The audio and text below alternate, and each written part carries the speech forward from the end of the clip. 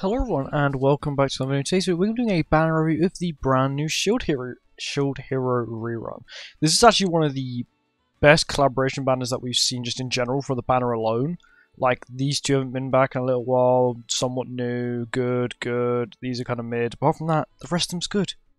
And with the rate ups being 0.5 and 0.5 and these percentages as well, every time you get an SSR you have an over 50% chance to get a Shield Hero character, whether that's an old one or a new one, which is quite good, and it definitely makes it much easier to get the older characters if you do not have them.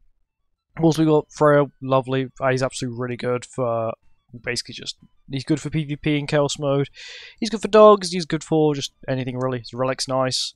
Tyr, once again, really good link, also insane DPS. You've got this Hawken also, which is only really good for Chaos mode, but it's good. It's 50. I think it's 50% defense, no criteria. Yep, 50% defense, no criteria.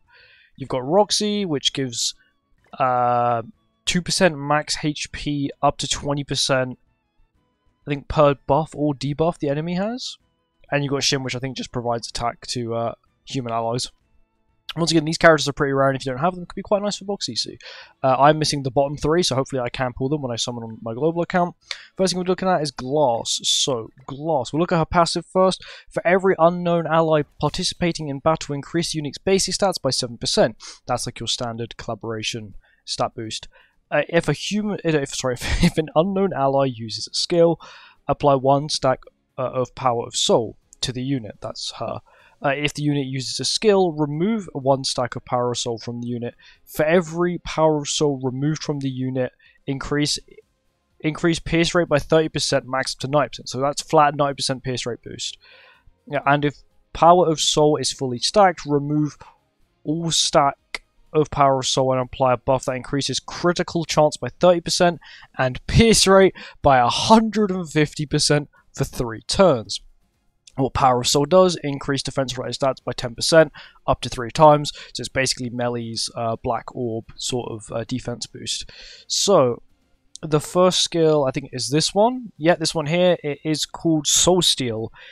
Increased pierce rate by 2 times, so it's 2 times pierce rate, and 40% extra damage per Power of Soul on the unit.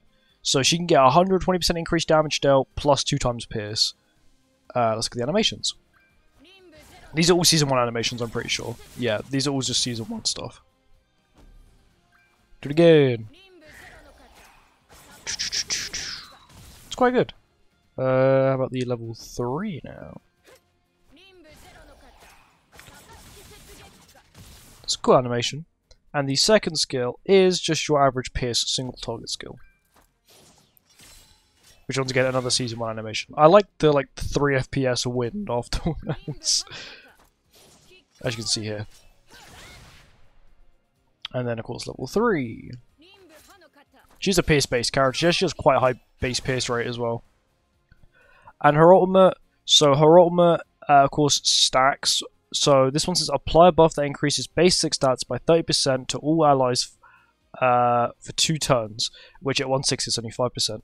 And inflicts damage equal to 600% to attack to all targets, and applies 3 stacks of Power of Soul to the unit. So at 1/6, 1/6, 2/6, and 3/6, I think it's only 1 orb.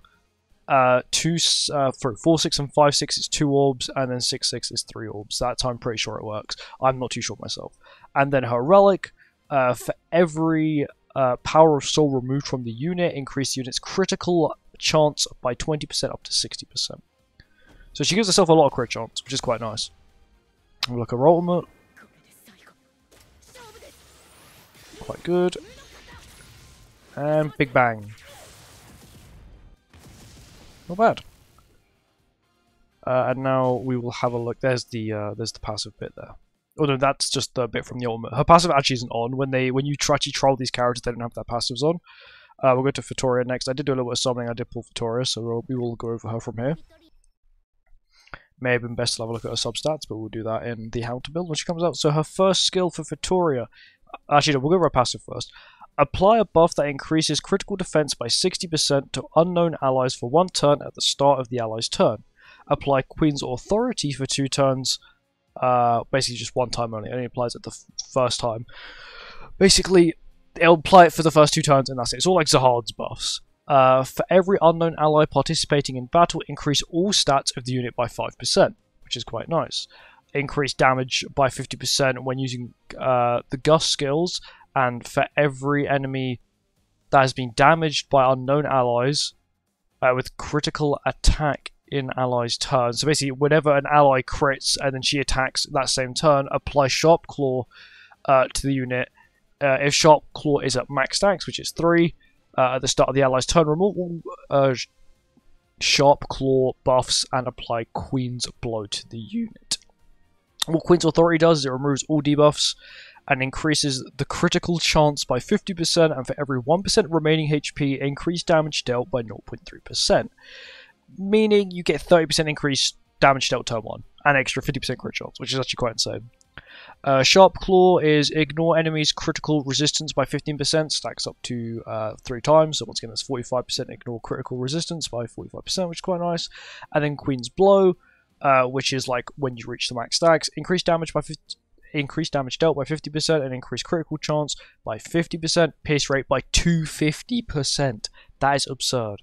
Her first skill is decrease enemies' crit defense. This is crit defense by 40%.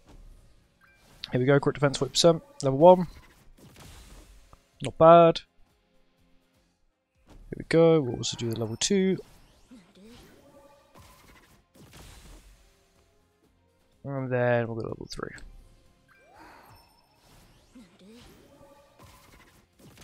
Bang.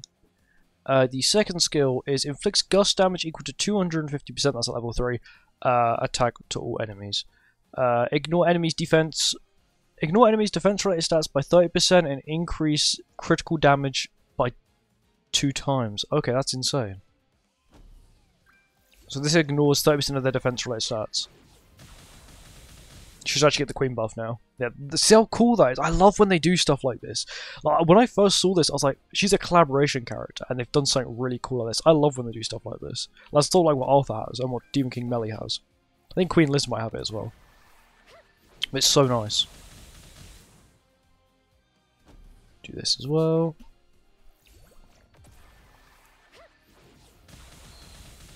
It's quite nice, and then of course we'll do the ultimate. So the ultimate applies 3 stacks of Sharp Claw. Of course, that's different per ult level. I'm pretty sure. Once again, 1 to 3, 6 is 1 claw.